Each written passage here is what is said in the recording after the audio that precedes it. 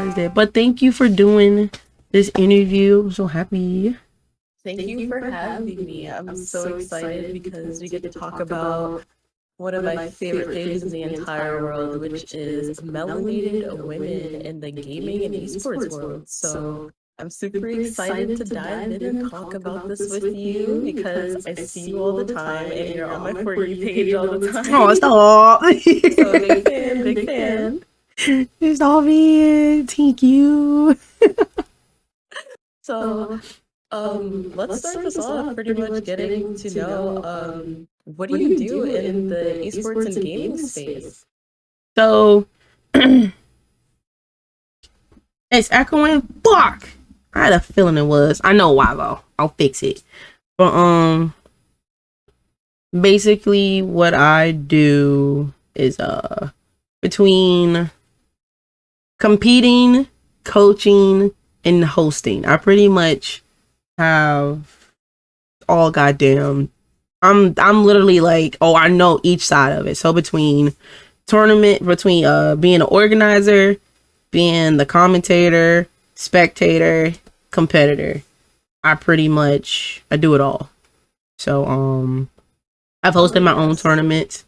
The biggest ones that I know a lot of people talk about is my Juneteenth tournaments that I normally do. I didn't do one this year because by the time I really remembered I was supposed to do it, none of the sponsors hit me back up or anything, and I didn't have time to do everything that I wanted. So I pretty much just chalked it up. I said I'm doing next year. But the Juneteenth one was always my biggest one that people know. That and my all women's breast cancer charity tournaments that I do in October. So that's actually amazing. Hosting tournaments around very important things that I'm sure resonate deep with you. Otherwise, you wouldn't do it. And then you have this variety of skills. You said competing, hosting, and coaching. So I'm assuming you started with competing first, right? Actually, I started as hosting. So oh wow, okay.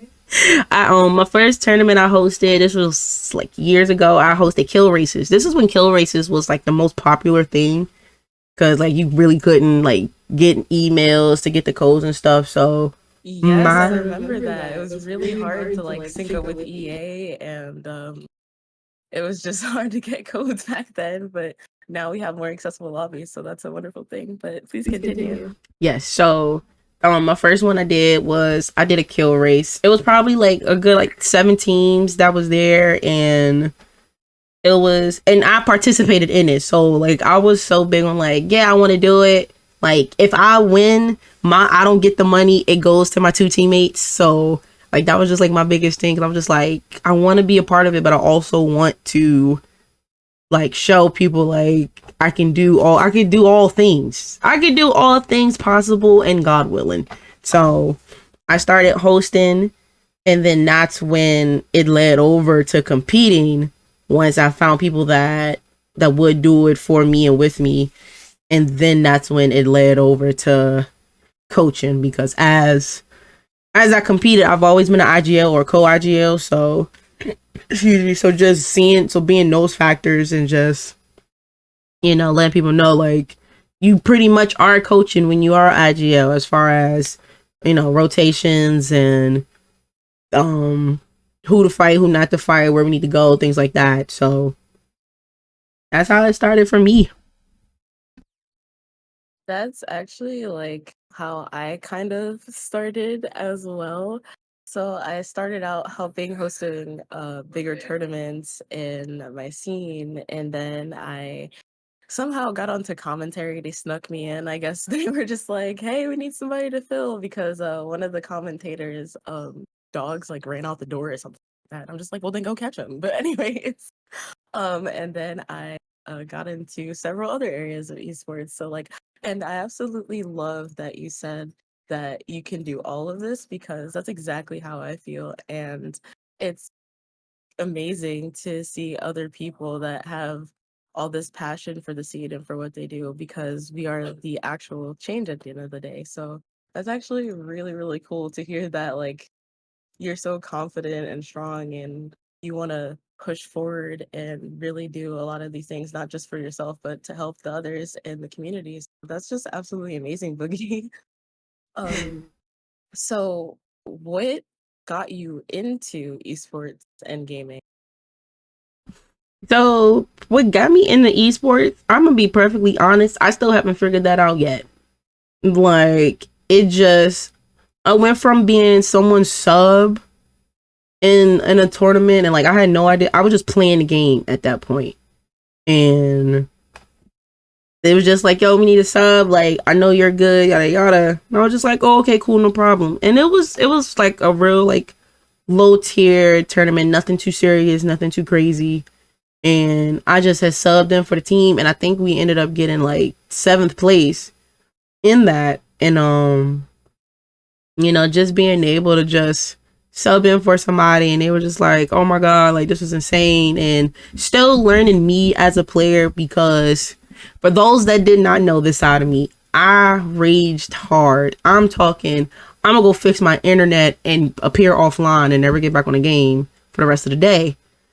And I had to learn, you know, that patience. I had to learn, you know, you gotta talk the shit out like after the games. Like, if you make a play and the shit goes south, like talking it out to so all sides can figure out what's going on.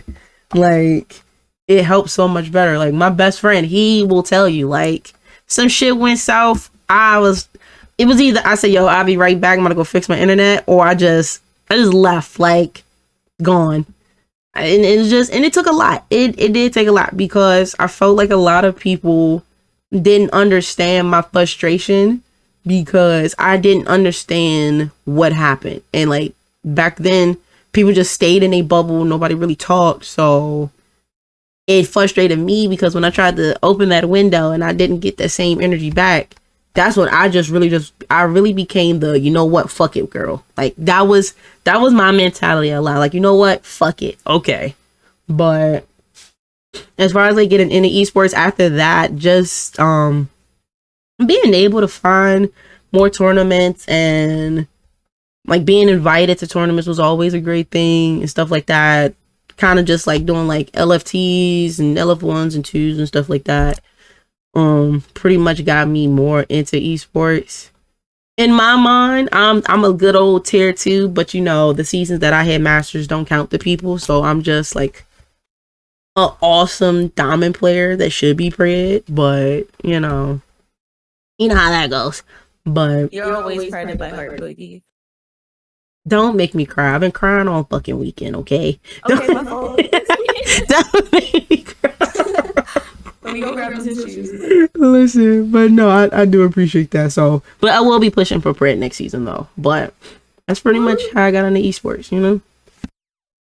That's actually, I felt you so much when you said like you had that frustration of you know, not understanding what's going on, because you know there's that lack of communication, and that those are really big important aspects, especially like not even just in gaming and esports, but even if you decide to go further and you know that's your career, like that's such an important component.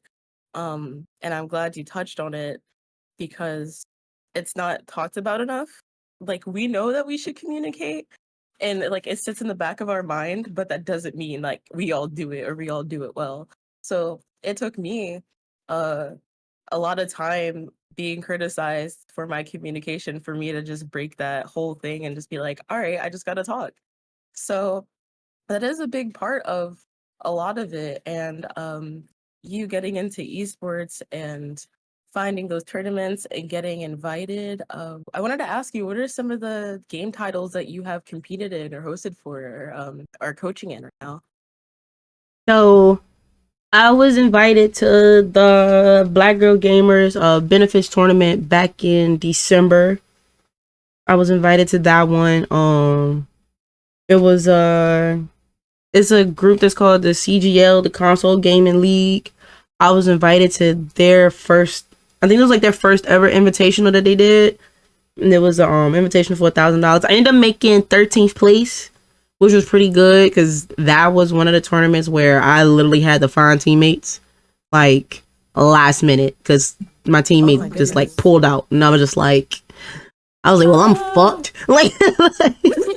Like tournament started at 3, and it's 12 o'clock, and I'm looking for people, and I'm just like, I have literally like I had like 2 hours to find people, and luckily the 2 people that I end up finding, they had played in a tournament together the day before, so they knew each other to a degree. They knew each other in Apex, so it was just me having to learn them. And I think in that tournament, that's what kind of like did a turn for me as who I became as a player now.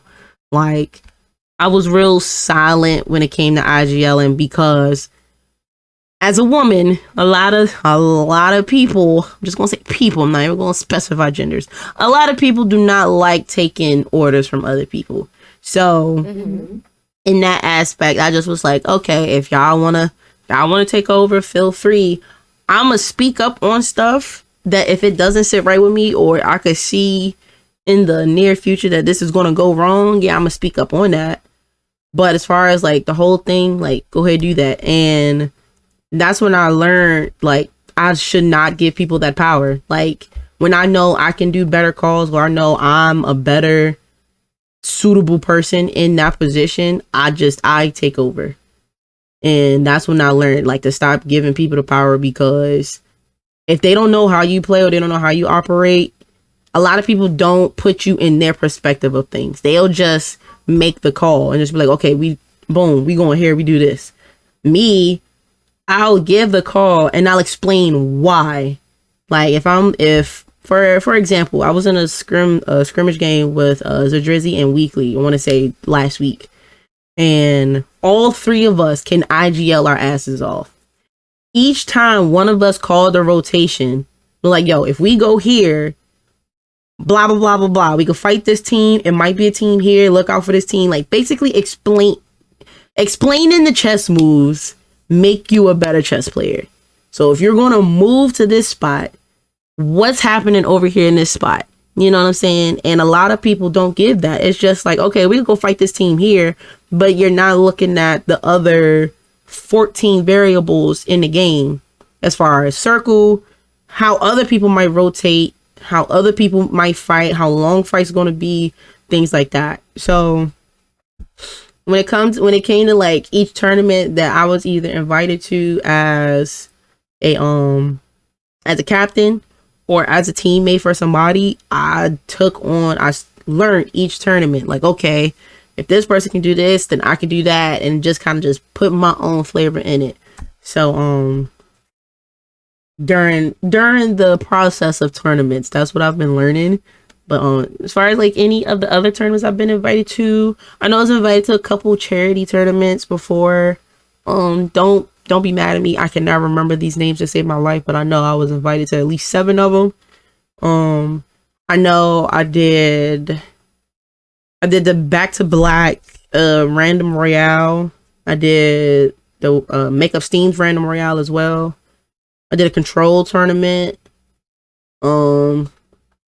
I know it's Zaytoven recently had a tournament where it was like top tier, like pro players in there, like Hambino and Scrappy, and I was playing with Zadrizzy and Weekly, and we came in 4th like overall.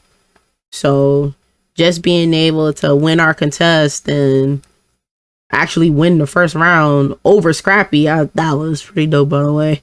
And sounds super dope. And you know what you're talking about when it comes to this stuff. You're very analytical. You even brought up the whole playing chess better point, and that's true. You do have to be the better chess player, and you're just always stepping up to be that leader. So that was a very well-deserved placement, especially when you said you had those high-level pros in there. Listen, you're just as good as them, if not better. And like you said, you see other people do that, and you're just like, I can do that too, and put my own flavor in it. And then that's what we need more of, honestly. Listen, everybody dies the same way. Like, that's one thing that I try to tell everybody. Like, Preds die the same way as bronze players. Did a dumb move, or they just was out positioned. And that's pretty much what it is. So like even when like everybody calls me like a Pred player, stuff like that, I laugh because I've never seen Pred for me. So like and it's funny because I remember asking my best friend who's also my duo in Apex. I asked him recently, I'm like, hey, do you want to grind rank? Cause back then I used to have such a thing with him. I'd be like, look, don't play ranked without me. I was like, I want us to grind rank together. But then I realized the selfish as hell. I'm like, all he want to do is play the game, but he's so used to solo queuing. It's kind of like the extrovert in me kidnapping an introvert. So I had to understand like, yo, he needs that space, and me being how I am, like, it's hella selfish. So when I asked him like recently, like, yo, you want to grind ranked? He was like, look, I just play this game. He was like, if I get masters, I get masters. He's like, I'm not going for Pred though. Fuck you in that. Like, that's pretty much what he said to me, but he didn't say those words. Oh. Like, okay. Like, he didn't say those words exactly. But it was just like, but he basically was just like, I really just play Apex. I don't have time to grind Apex, and that's totally understandable.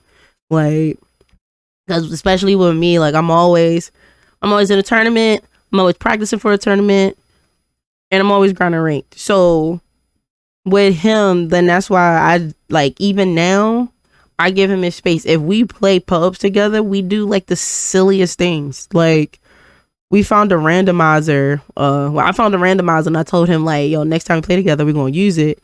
And it was able to like pick the teams for us and stuff. And like, we do stuff like that together. So, excuse me, it's always fun being able to do that with my best friend and like just enjoying Apex. So I really just, when I be playing this game, there's something about it to where like I could turn the switch on and off, and it's just, it'd be great, you know? I feel that. And, you know, being somebody who wields all of these skills, and, you know, time can play a really important factor into this. What's been some of the struggles that you've been facing throughout the esports and gaming world? Because time is really crucial. And, you know, since you have this very diverse and wide variety of skills to share, and you have such a passion for this, I'm sure it definitely comes with struggles. So would you like to share some of them with us? Sure. First struggle number one is finding a consistent team. That's the biggest one that I've had. Cause I've played with people who cannot take criticism. I play with people who do not know how to play as a team. I play with people who are just complete assholes. So that has been like trying to find that mesh of people who just understands like, okay, this is how you are. I can adapt to this. I can make this work. We can shine. That's been struggle one. Struggle number two is staying out of drama. Not saying that I am drama filled. Saying as far as when it comes to being in tournaments and people just make drama that they don't need to. So like, one of the tournaments before I took like a comp hiatus was the Her Galaxy tournament. And in the pre-qualifying rounds, and a lot of people don't know this, I left like mid games because what I'm not going to do is have a bunch of women who think they can say what they want to say and not get no repercussions about it. I'm from DC, so knock if you fucking buck at this point. If you got a lot of shit to talk about, back it up at this point. So one of the things was the one team was kind of upset because we want to fight against them, and they just had so much to say because they wanted to contest us. And after the game, they were in the chat and just was like, oh, lady monsters, don't run from us. And we were just like, so you want us to not have loot? Like, y'all think we just gonna stay somewhere? Like, they took half of a POI. We really didn't have good loot. We couldn't fight. So in any smart situation, you rotate out to get better loot and just not even start the fight. So they just had so much to say. So in the next fight we got into with them, they really started like they won a fight. They knocked me and they knocked my friend Asia, and then they started spam finishing us. So when we called them out on it, then it was, oh, I don't know what you're talking about. I said, okay, so fuck me, huh? So I took a clip of it and I sent it to him in Discord, and I was just like, so what was the purpose of the spam finish? The girl's friend said she didn't mean to do it intentionally. I said, this is 5 times Shorty has pressed this W key to cancel it and start it back up. What reason do she really have? That was cool. The other piece of drama that happened in the Her Galaxy was I felt defeated. Like I really felt defeated to the point like I told my friends to leave, but one of my friends did not want me to quit. So we did it as a duo, and that was understandable. My friend did get upset because she was like she would have stayed, and I understand that, but it was just like mentally I was out of it. And now, and they asked us, they was like, do you want to continue as a duo? Yes. They gave us the okay that we could. Every team was like, we're not getting grief by a duo. I said, if you're scared to lose to us, say that then. If you suck, say that then. Mind you, it's also pros in this lobby with us. It was like 4 different lobbies, and the pro players or the high tier players were just so, they were so egotistical. It wasn't even funny, to the point where they're saying all of y'all should be grateful to be playing against us. And I was just like, ew, that's nasty. Wow. Yep. And I do remember seeing your Twitter at the time and seeing you feel like that and going through what I went through, in tournaments, even competing and hosting. It really just, it hit me really hard. And then on top of that, you're also one of my favorite melanin queens, and we don't see too many of those, and those quote unquote higher tier lobbies, if you will. So seeing them push away another Black woman to almost like be completely out or try to take someone out of their element. Number one, that's not how you support women, period. No matter what color you are, you don't do that to anybody. It really just hurts. So like, and the fact that you even wanted to continue as a duo after that, you're just so strong, and there's so many hoops that you have to jump through. So like, what was it like for you trying to balance out the mentality between the drama that was going on and your gameplay? Because it sounded really, really hectic, and your state of mind, you can't let that affect your gameplay. So how are you able to kind of manage that? It made me want to kill them in the game. Like, and that was one of the things, it boosted me up to show them that no matter what it is, like I can overcome it and utilize that frustration to be better at the game. Now, sometimes my frustration does get me killed depending on what's going on in the situation, but nonetheless, I really utilized like everything that they were saying. Like, as far whether it was good or bad, I used it to help me be better at the games. And what was funny is 2 of the women, and I'm not going to name names because I blocked them.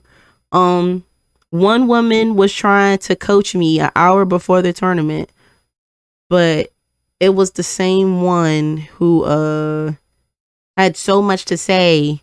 So she was trying to like recover herself and make her look like the good guy.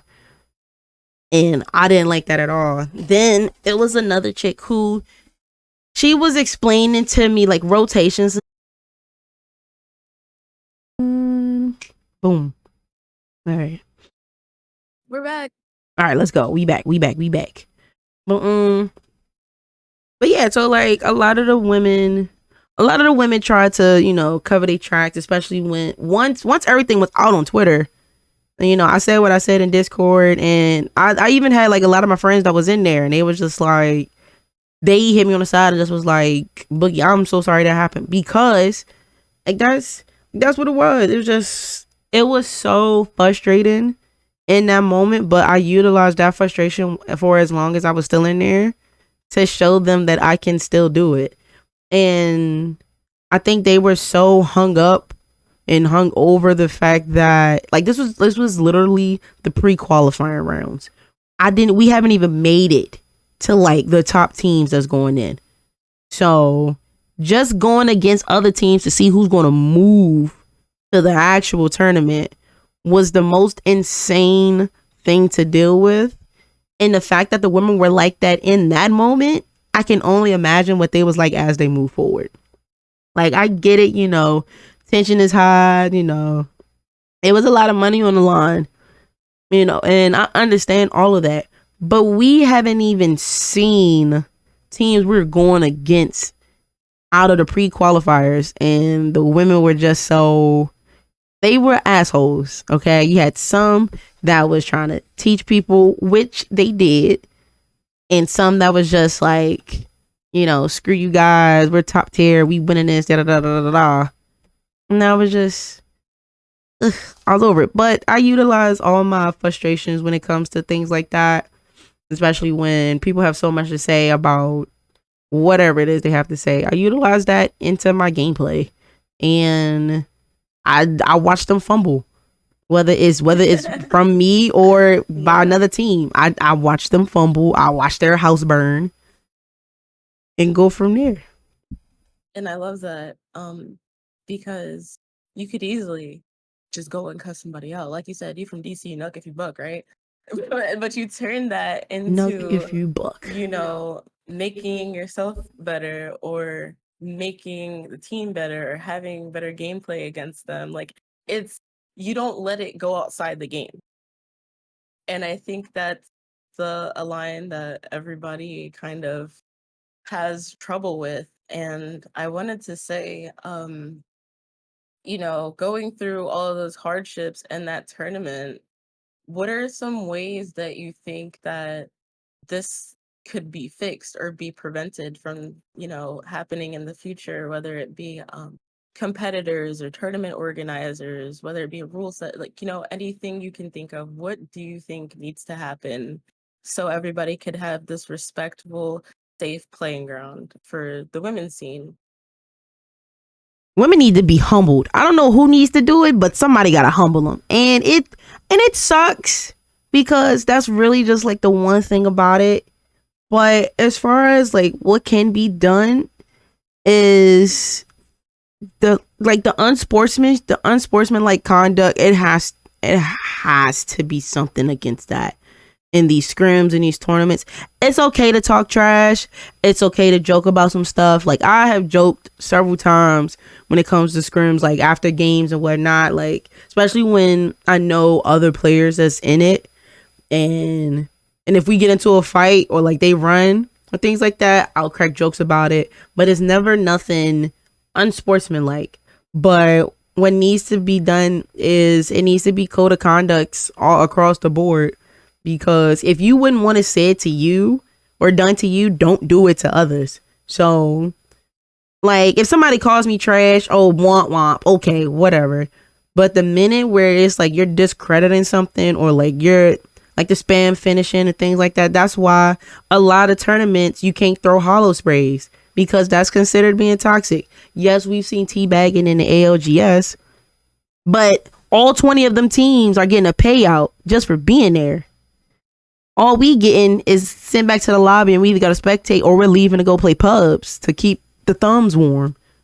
But I feel like it needs to be a strong like structure of a code of conduct within all these TOs that host these tournaments, that host these scrimmages, and letting them know that this is not going to be tolerated. Like, you know when it's trash talking, and you know when it's joyful, and you know when it's unsportsmanlike.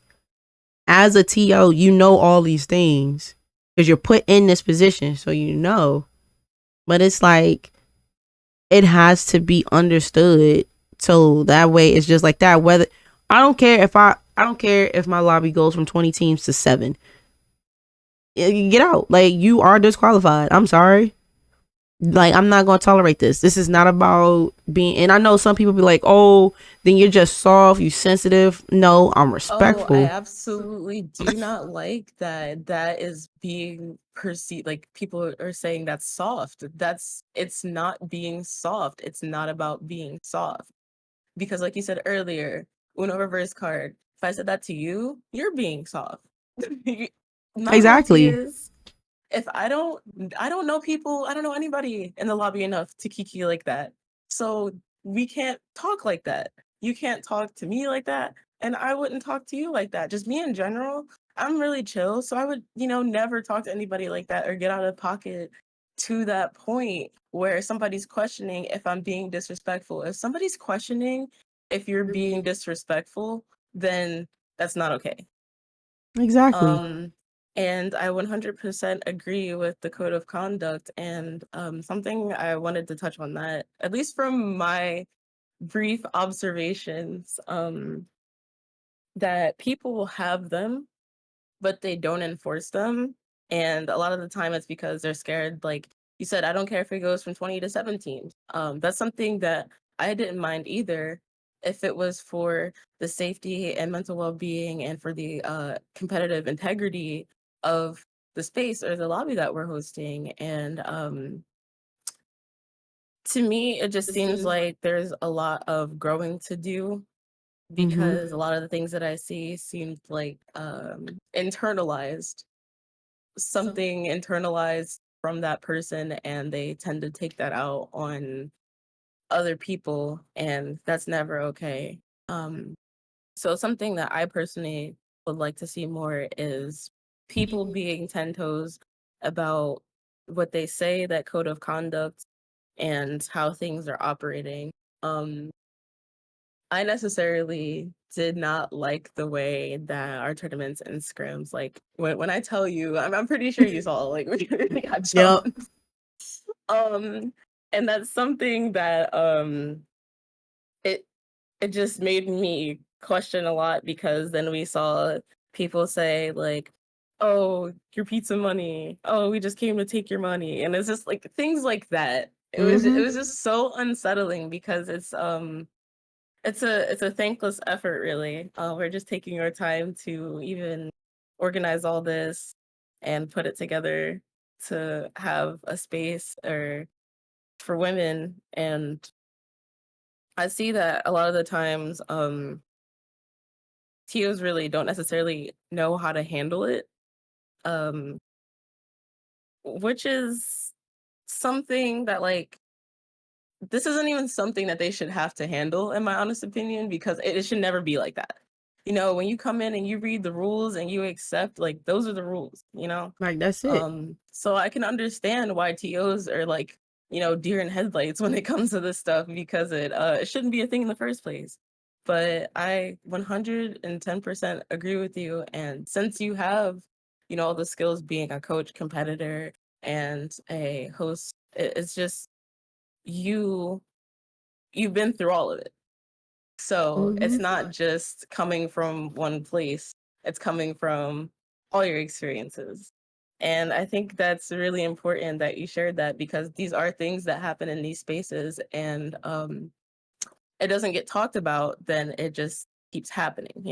Yep. So I just want to say thank you so much for sharing that because it is hard for people to speak up about how they were treated because of the internet, unfortunately. But I'm so proud of you for speaking up, Oh yeah. Boogie. One Thank you so one thing much. about me and like when I was a child, so I tell people this and they don't believe me. How I am now, I was the complete opposite as a child. I was quiet. I was shy. You couldn't get 3 words out of me for real, unless I was ordering food. But that was just, I told myself, I was like, I will always protect that inner child because I was bullied back then. Like, I would make friends randomly. Like, it wasn't nothing that was like, hey, you want to be friends? Like, I stayed to myself as a child. And for the simple fact is that as I grew up and like as I met more people, I realized I realized people give you more respect when you speak up and defend yourself. And I told myself as I grew up, I would never allow anybody to disrespect me in any way, shape, or form. That goes for the internet as well. Some things I completely ignore. Like recently when I had tweeted about so this is a perfect time to explain this. I tweeted about people always complaining about when it comes to tournaments and you get invited to it, they don't count the seasons that apparently was too easy, but nobody takes credit for people that it wasn't easy for. It might be easy for you because you played this game 25-8, you pee in Mountain Dew bottles and you just go on about your day and use hand sanitizer to wash your hands. Like, okay, cool. But like nobody enjoys solo queuing. Nobody nobody truly like wants to play alone, not having a solid team when you're on. Like nobody thinks about these things. So when I had tweeted that, it was because I had got invited to be a captain for a charity tournament, and I kid you not, like she I was like, dang, I get tired of people not accepting season 12 for masters. Like it was like, oh, it was too rewarding. I was fighting for my fucking life on Olympus when I hit masters in that season. Like I'm saying, I had a duo in the daytime. I went to work. I came home. I had a full team at night. So I was grinding more at night than in the day. So nobody nobody thinks about that. So this season, I understand a lot of people ratted. I understand a lot of people didn't do anything to get the masters. I get that. There should not be 500,000 masters players.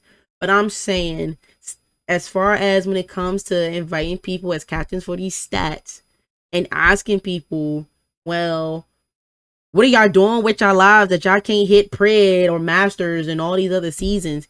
You don't know how life changes for people during these seasons. New job, lose a job, family life, death in the family. Like, you don't understand that. Like, coming from me, I lost 3 family members this first half of the year. Lost my grandfather in January, lost my uncle in February, lost my aunt last month. And hell, people be having other games to play. People don't want to play Apex all the time. You know, like people be buying buying battle passes for like Fortnite, Overwatch. Like you want to grind those out to get those skins. Everybody is not built to just sit here and play fucking Apex. So when I seen that she had made that tweet, that's when I made the tweet. But everybody apparently was up at like 3 a.m. because I forgot the ALGs was the next day at 5 a.m. So my tweet went viral a little bit, but nobody was understanding where I was coming from with it. So they was thinking like 500,000 players shouldn't be masters. I'm like, well, damn, can't nobody get good? Like, motherfuckers been playing this shit since season 0. Y'all don't want to see nobody succeed. Like, half of my community hit masters, and I ain't never been so proud of them. Like, they tell me how, like, all my tips that I done said helped them. My TikToks that helped them. Watching me play has helped them. So that's amazing. It's so warm to see my community doing that shit. Like, they saw me hit it twice. And, like, always saying, like, yo, I'm gonna hit it or I'm gonna get it. Like, whether it was masters, whatever rank that they didn't hit before and they hit it and they tell me, I'm proud of that. So the simple fact that it's people out here belittling like other people hitting ranks that they never hit before, that's where I got upset. And it was to the point where everybody started saying all this other stuff. Like one dude was like, oh, dear future 100 T, maybe not. I'm just like, you're dick little and it shows. Like shut up. So it was just to the point, like I took a screenshot of it and I just deleted it because I'm not about to deal with all of this. Like some people had something to say. I forgot which Apex player streamer said something, and like Rogue hasn't been commented on anything. Like he had said something. That's not just like, you can really just shut the fuck up because you're so irrelevant at this point. And one of my friends like hit me up on the side and literally asked me, was like, hey, explain your tweet because maybe I'm missing it. And that was probably the best. That was probably the most heartwarming thing because it's just like people, when I say something about Apex, they know I'm saying something from experience, or I'm saying it because it needs to be said. So when I did say it, I explained to him what was going on, and that's when he understood. Just was like, oh, okay, that makes sense. And it's kind of like one of the reasons why I don't really care for some tournaments. And I say some because depending on who's running it, I know it's a shit show. Like it was one tournament that somebody had told me about, and I signed up for it. And before I can even get my third teammate to join this Discord, the Discord was already dysfunctional. Somebody was already saying derogatory stuff. Somebody was already homophobic. Somebody was already Oh racist. I was my. like, oof, I don't think I belong here. And then No it lions, was, tigers, and bears. Jesus. yeah, I was like, what in the Lion Witch and Wardrobe is this? So like, I left and I told my friend, I was like, yeah, no, we're not doing that tournament. She got upset, but she knows I'm not gonna drag her into any. If I'm not comfortable, we're not in it. Like, If I don't like what I see in the Discord already, and the tournament was like 2 weeks away, I already know the tournament's gonna be hell. Is I'm very suburbanly bougie, okay? Like that's one thing about me. If my suburban spidey senses are tingling, we are out of here. Like that's just that. So it was really just like I really defend myself and my community in anything. And my community does the same. Like, just to give a quick example, I'm partnered with Players Lounge. And if you don't know what Players Lounge is, it's pretty much like sports betting, but for Apex. So like you could bet on how many kills you get, if you make top 3, things like that, you win money. Cool. What do I like to do? I like money. So I like to win it. I'm like, okay, cool. This is fun. Now, they had posted one of my videos of my gameplay. Or some people commented on it. It was like, good shit. Like, I need her on my team. 2 people did not like the fact that my flatline had no recoil. So, of course, the famous thing, she's cheating. One dude was like, she cheating with them big ass glasses. Oh my gosh. The nigga also had on big ass glasses. So that's where I was fucking confused. I was like, oh, okay. Fuck me though, right? Cool. So, when I told my community, I was like, hey, Players Lounge posted my video. Go look at it. Mind you, this was DreamCon weekend, so I just seen it. I was like, boom, let's go. My mods took over from everything else. They was like, yo, we got a clown in the comments. And when I tell you, like, my community went over there to defend me because I could not, like, any comment that was negative, they was there. To the point where Players Lounge started liking the comments of them defending me. So when I say, like, I ride for those that ride for me, that is like the perfect definition of it. So when it comes to things as far as speaking up for myself or making sure that my voice is heard, that's the one thing I'm gonna do. I don't care how people feel about me. I don't care how people feel about what I say. I said it and I meant it, and I said what I said. Yeah, standing 10 toes down on everything that you said and everything that you stand for. And I always say that's how you have to be. Like, you can't go 50-50, can't be 9 out of 10. You have to be 10 toes down. And I love the fact that your community supports you even when you're not there. Like, that's such a big thing to have. And that shows just how much impact you truly have, not just on the community, but the people that you care about. Like, it's that mutual Mm-hmm. feeling, and that's something that always keeps people motivated or keeps people going and makes you feel secure in this space to know that people aren't gonna let you be dogged by somebody else, because we see it happen all the time, Mm-hmm. and people talk behind each other's backs, but it's it's good that there's people to shut that down. And it's good that also you are, like I said, very positive, and you don't take out any of that frustration or anything that's going on. But also, it's do you think that at times you ever find yourself hesitating because of how it might come off as a Black woman, or do you feel as though people kind of don't really care to understand your words because you're a Black woman? Because like you said, you mentioned with that tweet, there's probably like a couple people that had asked you like, you know, what you had meant by that, and then other people were just absolutely like just going crazy. So like, do you think like that plays a part in a lot of what you speak up for? It does. It does, especially as a black woman in gaming, period. It does. I do become hesitant in a lot of the things, in some of the I'm not gonna say a lot, in some of the things I say, because people will read that off as just me being a black angry woman, and not so much just as far as the do's and don't of Apex, but just the do's and don't in life. And if you don't ask, you don't know. So it's pretty much what's that game we used, like the whisper game, like you whisper something in one ear and then it gets to the end, and you try to guess what they said. Literally you could just be like, the sky's blue, and then at the end it's like, yo, the giraffe ate my uncle, type thing. So that's just pretty much how like words can get misconstrued and everything. But when it comes to like certain things, I do catch myself saying it. I'll be like, dang, I feel like that came off a little harsh. But it's like at that point, I can't take it back. I can't rewind life, you know?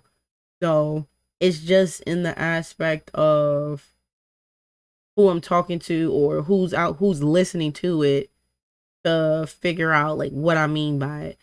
And it sucks. But some people, no matter how you say it, nice, monotone, with whatever, you could sing it. Some people will still take it the wrong way just to try to make you the bad guy. Or the bad girl, I'll say. And that's just how life is. I've noticed a lot of, and it's not just the palminators. It's also us as well, as Black/African Americans, men and women. Some of us are like crabs in a barrel. You don't want to see others succeed, so you will do anything in your way to try to bring others down. Example, real quick. Chick made a TikTok that went viral saying that we need to cancel RDC because of how DreamCon weekend went. Now, DreamCon was the only convention that I know where we would complain about something and they fixed it within a 24-hour period of something. So one of the things was their app kept crashing. We were trying to register for stuff that opened exactly at 9. People was up trying to register at the same time, so the app kept crashing. We tweeted about it. They literally seen it like within the 24-hour periods. That next day, they posted a notification just like, yeah, from here on out, it's first come, first serve. They made a change. But this girl was just so upset that there were lines to stuff. Like it ain't lines anywhere else. And she just wants to cancel RDC. But she felt stupid And when you know people. what's crazy about that though? So I do actually like the idea that I have of people signing up on the app for panels, because then that makes, that eliminates the fact that you have lines and things like that. Because Mhm. one of the bigger cons I go to is PAX East, and their panels are pretty much first come, first serve.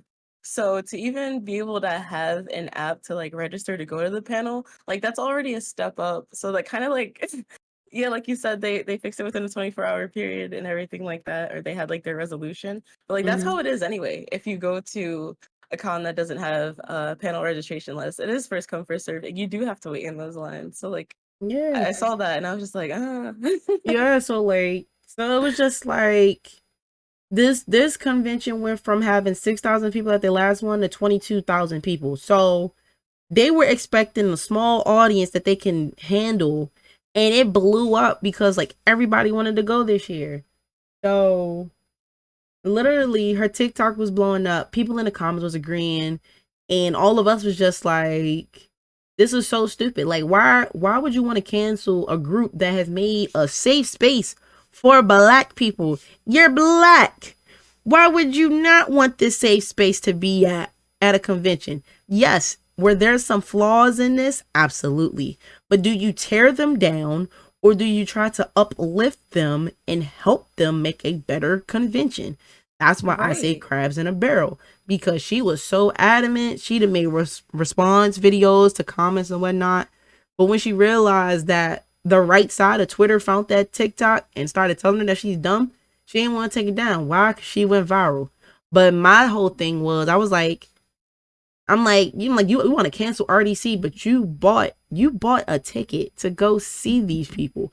Like, what did you buy the ticket for? You spent $100 and you thought it wasn't going to be, you thought it was just going to be you and 4 other people there? Like, no. It was people that's coming from everywhere that heard about it. People going because they friends going. People going because they wanted to see Berlizzi. I wanted to see my friends and Cleo. So, you know, it's really just like, no matter how you look at it, and it's sad that I even have to say this, a lot of black people do not want to see a lot of black people win. And it shows. Twitter shows it all. TikTok shows it all. And no matter how you look at it, no matter what, and again, it all goes back to no matter what you say or how you say it, somebody will still try to make you seem like you are a villain. I can say, oh my God, Squadgy, I love you so much. 3 other people. You heard how she said she love her? Like, it's either I'm gay, it's either they upset, or it's just a simple fact that's just like, why she gotta love her something? What she be doing for her? She don't be doing nothing. You know what I'm saying? So it's really just like, you get 3 different responses for just one response. And when people don't want you to succeed, they make anything a negative. I could be like, yo, I won the lottery for $100K. Apparently I done cheated. I'm counting cards. I'm counting numbers, you know. But that's what it is. And it sucks because everybody always says, and this goes for the women, a lot of women always says, yeah, women empowerment. I'm here for the women. Until we get in these tournaments. And then it's the complete opposite. Like, Winx is probably one of the main women who will never bash other women until you try to bash her or other women.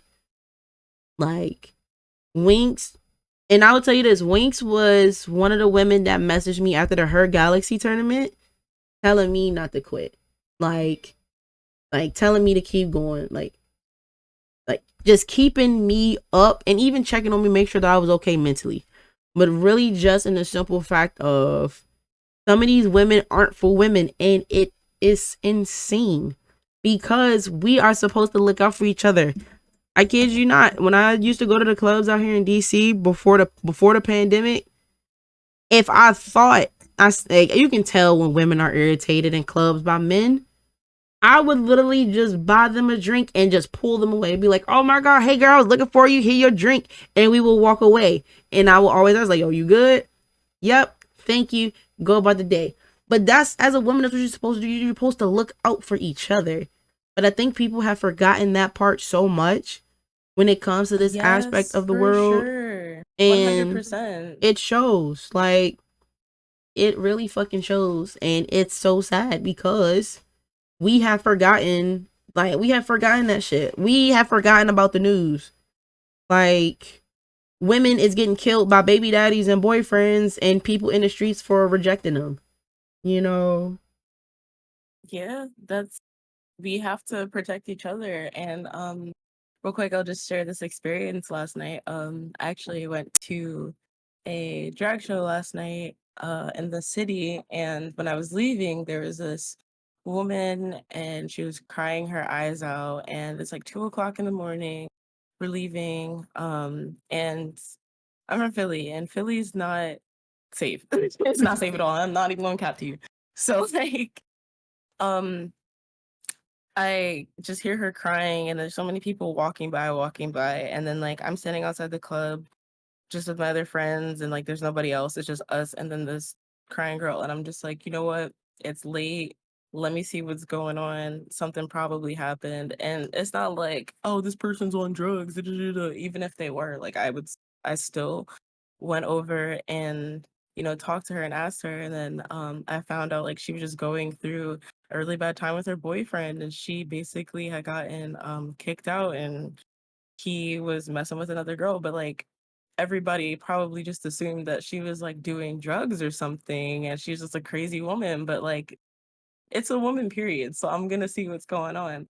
And so I sat down and talked to her, and I called her an Uber and everything like that, and just made sure that she was safe because obviously she wasn't okay. And it's just like you said, we have to remember to protect each other and actually, stand on it. So I was happy even just to know that she was safe. Like I had a number, I was texting her earlier. Like it was just, we have to look out for each other because there's so much that goes on, like not just even in the gaming space, but in the world in general. Mm-hmm. And it's just not safe for us. So thank you so much for making that a point because even though we do have these women's events in the community, that doesn't mean that like, everybody's there off the same strength that we're gonna help uplift women. So you have to stand on that. Yep. So yeah. I really want to thank you for sharing your experiences with us today and talking about your hardships. But, you know, being in all the areas that you are, I'm pretty sure you have some achievements along these routes that you've taken. So, do you want to talk about any of your celebrated achievements at all with us? I mean, if you just gonna pull up my little award that I keep on my desk all the time to remind me that I'm goated, coach of the Oh, year for the oh game, my hers and whatnot. goodness! I keep that thing on me. Let the, you gotta let that nigga know. Let him know, Boogie. So That's you so know. cool. I love, and you can see how happy you are. I have your stream put up on the side. Yeah, I can see your smiley face. But that is actually so cool. So, do you want to tell us about how you got to hold that precious Game Hers award for Coach of the Year? Listen, I still do not know, but I know my community has so much to do with that. It was insane. So when it came out, the nominate, who to nominate, of course, I told my community like, hey, do what you need to do. And I was nominated for several categories. So like esports wasn't even one of them. I was nominated for so much stuff. And then to find out that I became like one of the finalists for like coaching, because this is when I just started doing my Apex TikTok. So basically just like tips and stuff. I think, what did I do at that time?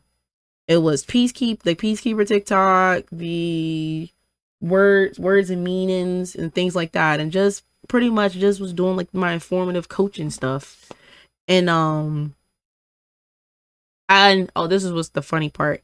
My community wanted to do they wanted me to do a booklet on how to get good at Apex. Now, it was a jokeful booklet, but it was very informative. So I like took my time and made it, for them, and I posted it in the Discord. I'm like, all right, it's done. Here y'all go. Enjoy it. And that's when I became a finalist for the Game Hers.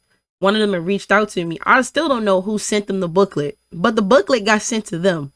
And and my votes just they bumped me up, and they were just like, oh my god, like, we love this, yada yada. I'm just like, I don't know how you got it, but thanks.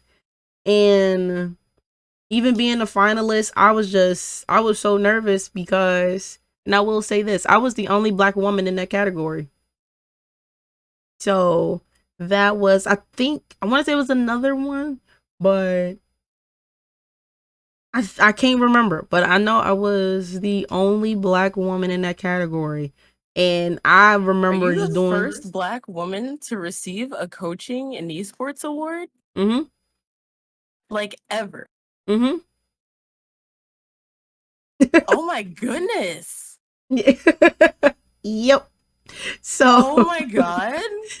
so like when I tell you, like, I cried, like it was, I was just watching it, and like, and I thought they was going to do other categories, and they was like, yeah, we're going to do the esports. I was like, I am not fully prepared for this. I said, hold on.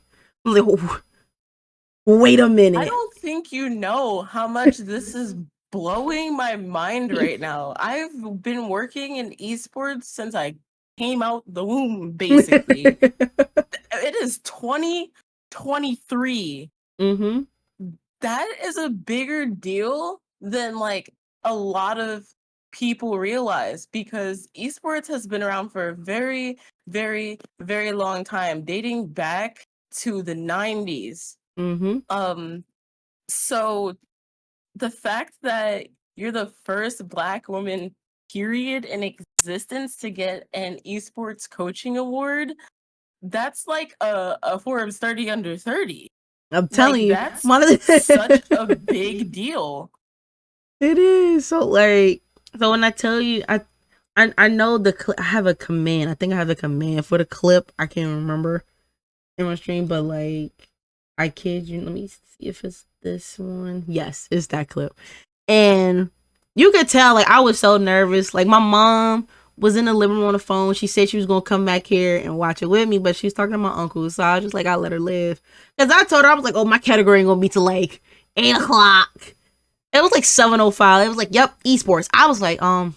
I was like, I don't want it. Oh, look at your smile. Look at the video.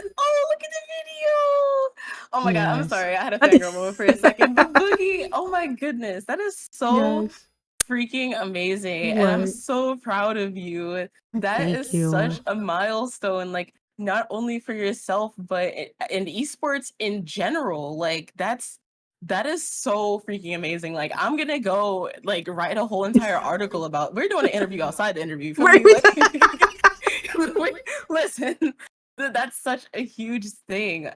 Is there anything else on your achievements list that you'd like to share at all? It's so much.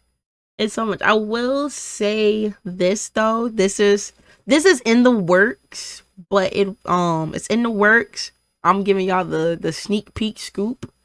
But Morgan State University reached out to me a couple days ago before I went to DreamCon, and we was talking, just being interested, because they were in one of the categories for the Gamehers Awards, I think, for the up and coming collegiate esports teams, and the head director reached out to me and possibly want to sign me as their esports coach in the future for Apex. They have a Call of Duty team now. Their Call of Duty team is amazing.